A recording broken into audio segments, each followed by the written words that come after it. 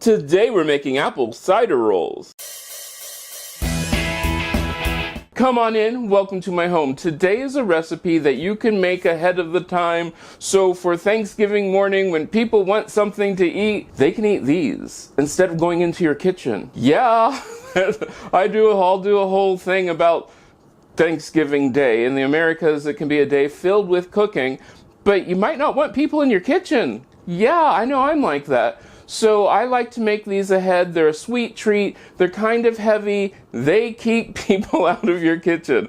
All the ingredients are listed down below, and this is one of those great recipes. So let's put this together. Now I am using my bread maker simply because I don't really want to take the time to knead it. This is a really busy time of the year, but you need to follow your manufacturer's directions for your bread maker.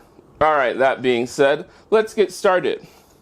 In the bread maker pan, I am going to start off with my liquid.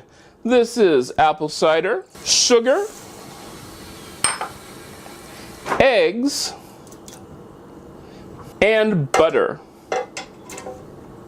Now, hopefully without making a horrible mess, I can get the flour in there. Now I'm just going to make a divot down in the center so that I can put in my yeast and then sprinkle around sea salt. Once everything is in your bread pan, put it into your bread maker. Then we're going to set this for the dough setting and let it do its own work. The cool part about this is you do not have to take the time to watch this and let it do all that work. Let it go. If this is your first time here, remember to subscribe, hit that like button, and also ring that bell so that way you get notifications when I do new videos. But let's let this go and do its thing. Okay, my dough has gone all the way through the dough cycle. I'm just going to take it out. That is perfect. Now I'm just going to lightly flour that, and then we're going to roll this out to about 1/2 inch thick, 1/4 inch thick, hopefully a fairly good rectangle. Now let's make our filling. Our filling is just sugar, apple pie spice.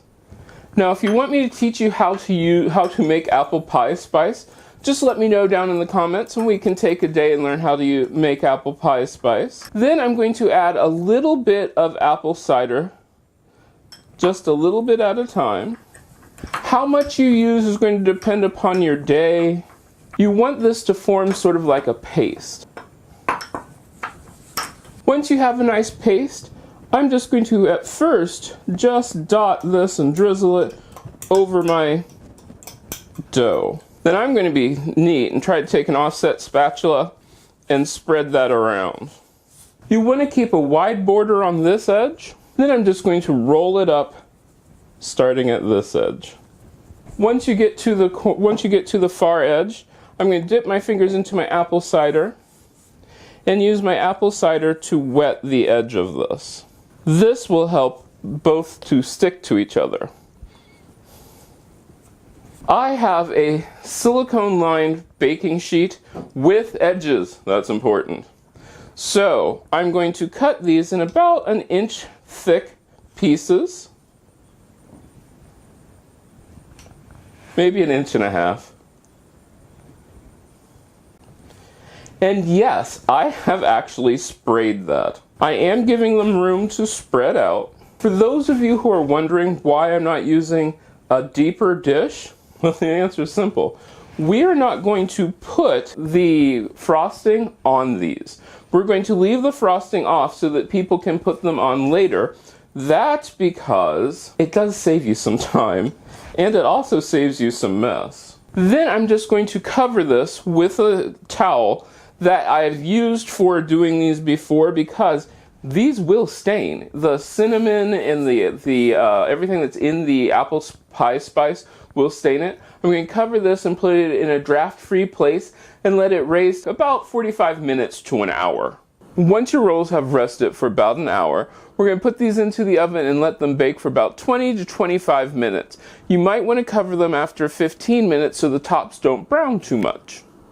Now, the minute that your buns come out of the oven, your rolls come out of the oven, I'm going to put them on a cooling rack. If you wait to do this, you will regret this. Now we need to cool these thoroughly before we go on, but this is how they look like now. The reason I took them off the rack or the reason I took them out of the pan is because they will stick. They will stick a lot. In fact, I actually sprayed my rack that they're cooling on with a butter non-stick spray simply because, well, I didn't want them to stick.